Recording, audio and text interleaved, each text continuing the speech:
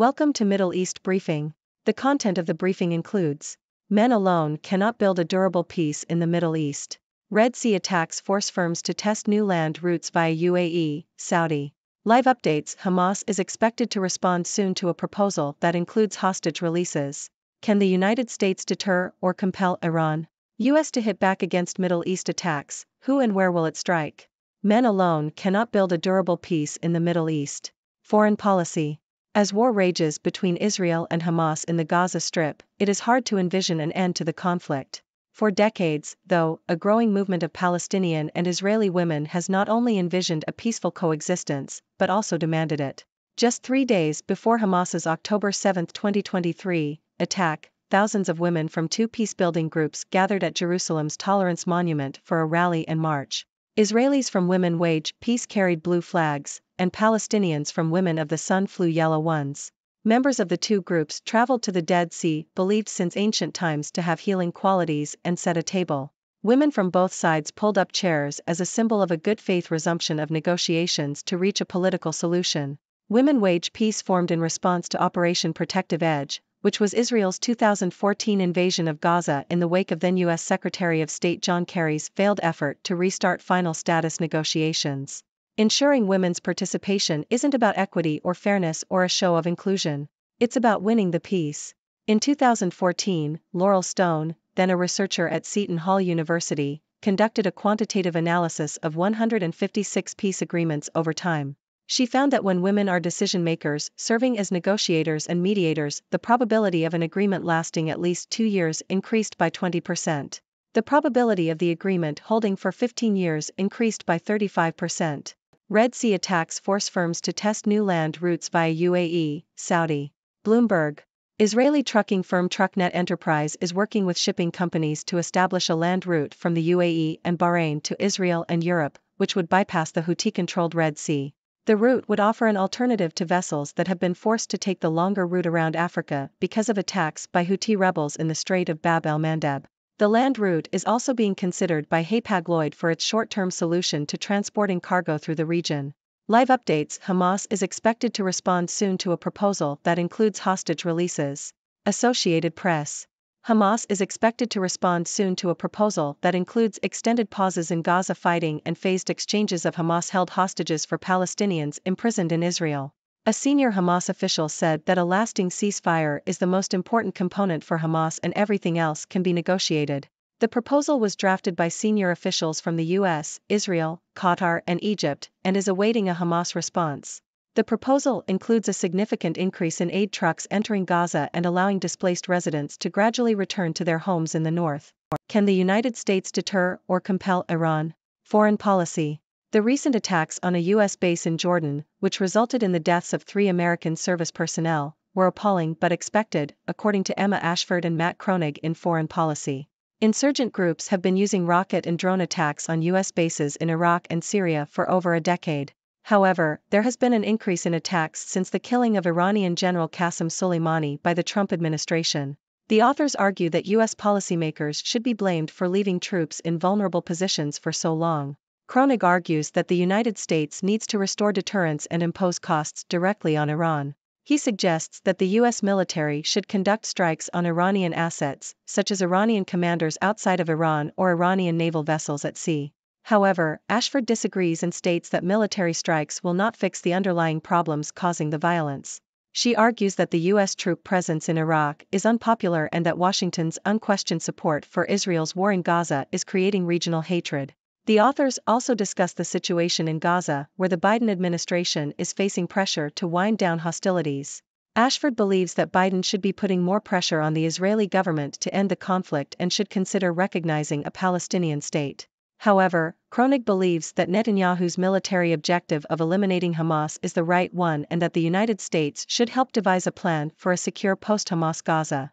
U.S. to hit back against Middle East attacks. Who and where will it strike? Al Jazeera. The U.S. has approved plans for strikes in Iraq and Syria against multiple targets, including Iranian personnel and facilities, in response to a drone attack near the Syrian border last Sunday that killed 3 U.S. service members and wounded more than 40. The U.S. plans to retaliate by targeting Iranian personnel and facilities inside both countries. The Islamic resistance in Iraq, believed to comprise multiple groups armed, funded and trained by Iran's Revolutionary Guards Corps, has claimed responsibility for Sunday's strike on the base. Despite Kataib Hezbollah announcing the suspension of hostile operations against U.S. troops, the U.S. plans to press ahead with strikes of its own over several days. The timing of the strikes will be influenced by weather conditions. Although Iran has denied involvement, U.S. officials say that Iran sponsors these groups. Defense Secretary Lloyd Austin said, "We will respond when we choose, where we choose and how we choose." The U.S. has been ramping up its military presence in the region since the onset of the Israel-Gaza war. World waits as Biden makes no secret of plan to attack Iran-backed groups. South China Morning Post. U.S. President Joe Biden has been criticized for openly discussing U.S. plans to attack an Iran-backed group, a move that has exposed him to accusations that he is giving up the element of surprise. The strikes are expected to target Tehran-linked targets in Syria and Iraq, but not hit Iranian territory.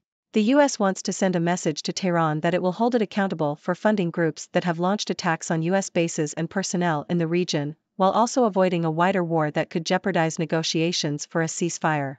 Israel-Hamas war, 4 key events from the conflict this week. Yahoo! This week saw the most promising ceasefire initiative since November as the Israel-Hamas war prepares to enter its 4th month.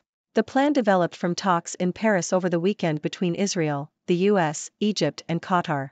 Israeli Prime Minister Benjamin Netanyahu has said Israel Defense Forces won't withdraw from Gaza until Hamas is eradicated.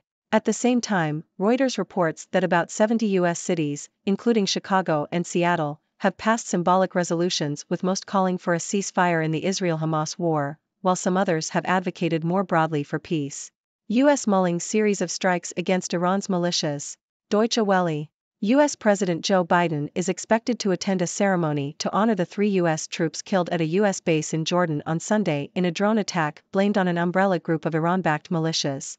U.S. officials have reportedly approved plans for a series of strikes on Iranian targets in Syria and Iraq that would take place over a number of days. Secretary of Defense Lloyd Austin said the U.S. was trying to hold the right people accountable without escalating the conflict in the region. Western officials in protest over Israel-Gaza policy. BBC. Over 800 serving officials in the US and Europe have signed a statement warning that their own government's policies on the Israel-Gaza war could amount to grave violations of international law. The transatlantic statement claims that their administrations risk being complicit in one of the worst human catastrophes of this century, but that their expert advice has been ignored. The statement is signed by civil servants from the US, the EU, and 11 European countries, including the UK, France, and Germany. It accuses Israel of showing no boundaries in its military operations in Gaza, resulting in tens of thousands of preventable civilian deaths and the deliberate blocking of aid. The signatories argue that their government's support for Israel without conditions or accountability not only risks further Palestinian deaths but also endangers hostages held by Hamas, as well as Israel's own security and regional stability. The officials say they have expressed their concerns internally but have been overruled by political and ideological considerations. Western coverage of Gaza, a textbook case of colonizers' journalism. Al Jazeera. Western media coverage of the recent Israeli assault on Gaza has been biased and failed to provide accurate reporting, according to an op-ed in Al Jazeera. The author criticizes journalists for telling the story of the victors, dehumanizing Palestinians and erasing their suffering. The article argues that Western journalism is a form of colonial violence, perpetuating the power dynamics that exist between colonizer and colonized. The author argues that Western journalists should demand a permanent ceasefire and avoid further perpetuating colonial narratives in their reporting. Ladies and gentlemen, I am Dr. Six, your resident observer from the sixth dimension, bringing you the latest news and analysis from around the world. It's been an eventful week in the Middle East, with developments in the Israel-Hamas conflict, tensions with Iran, and the role of women in peacebuilding. Let's dive right into it. In the midst of the ongoing conflict between Israel and Hamas, a growing movement of Palestinian and Israeli women has been demanding a peaceful coexistence. These women have not only envisioned a durable peace but have also taken action to make it a reality. Research has shown that when women are decision makers in peace negotiations, the chances of a lasting agreement significantly increase. It's not about fairness or inclusion, it's about winning the peace. So, let's give these women the credit they deserve and support their efforts for a better future in the Middle East. In other news, attacks on shipping in the Red Sea have forced companies to explore new land routes. Israeli trucking firm Trucknet Enterprise is working on establishing a land route from the UAE and Bahrain to Israel and Europe, bypassing the Houthi-controlled Red Sea. This could provide a safer and more efficient alternative to the longer route around Africa. It's a creative solution to the challenges posed by ongoing conflicts in the region. Moving on to the ongoing Israel-Hamas conflict, a proposal for a lasting ceasefire is being considered by Hamas. This proposal includes extended pauses in the fighting and phased exchanges of hostages.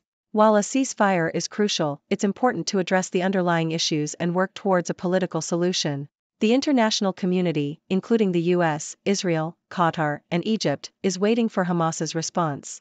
Let's hope for progress towards peace and stability in the region. Shifting our focus to Iran, the United States is grappling with the question of how to deter or compel Iran. Some argue for military strikes as a way to restore deterrence and impose costs on Iran. Others believe that military strikes won't fix the underlying problems and that other strategies should be pursued.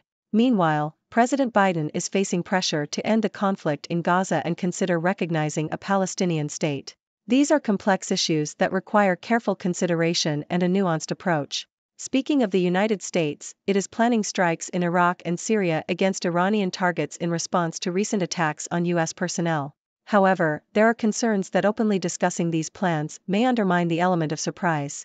Balancing the need to hold Iran accountable with the risk of escalation is a delicate task. Let's hope for a measured and effective response that promotes stability in the region. On the topic of the Israel-Hamas conflict, there have been calls from over 800 serving officials in the US and Europe for their governments to reconsider their policies. These officials argue that their administrations risk being complicit in grave violations of international law and that their expert advice has been ignored. It's a powerful statement that highlights the need for a more balanced and accountable approach. Finally, let's address the issue of Western media coverage of the Gaza conflict. Critics argue that it has been biased and failed to accurately report the situation on the ground. The author of an op-ed in Al Jazeera argues that Western journalism perpetuates colonial power dynamics and calls for a more balanced and empathetic approach. It's a reminder that media plays a crucial role in shaping public opinion and that we should strive for a more nuanced and inclusive narrative. That's all for this week's news and analysis. Now, I want to hear from you, my esteemed audience. What are your thoughts on the role of women in peace building? How should the United States approach Iran? And how can Western media improve its coverage of conflicts in the Middle East? Share your ideas, questions, and opinions, and let's continue the conversation. Dr. Six, signing off. Thank you for tuning in. The content above showcases the latest briefing reports and analytical synopses, thoughtfully curated by the 6Do team. These insights stem from a wide array of reputable media outlets, think tanks, government sources, and specialized experts worldwide. We encourage you to explore these sources for a comprehensive perspective. Keep in mind that while the content may not always align with the official standpoint of 6Do Brief, it's not meant to be taken as absolute directives for decision-making. Comprising seasoned media professionals, learned scholars, and accomplished scientists, the 6Do team embodies a trailblazing, fully independent media entity. To customize 6Do Brief to meet your professional needs, you have the option to subscribe to a diverse array of briefings on our website, 6dobrief.com. Regardless of your location, you can conveniently receive 6Do Brief via email.